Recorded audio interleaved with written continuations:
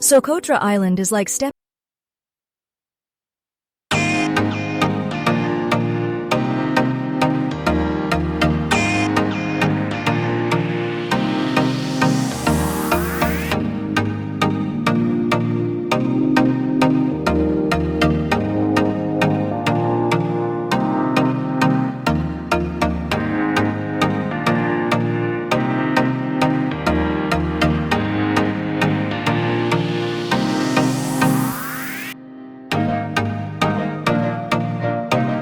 extreme conditions.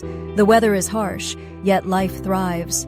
The island's rugged cliffs and pristine beaches add to its allure. Socotra is often called the Galapagos of the Indian Ocean. It's a treasure trove for scientists and nature lovers alike. Visiting Socotra feels like exploring an alien planet. Each step reveals something astonishing. This island is a reminder of nature's creativity and resilience.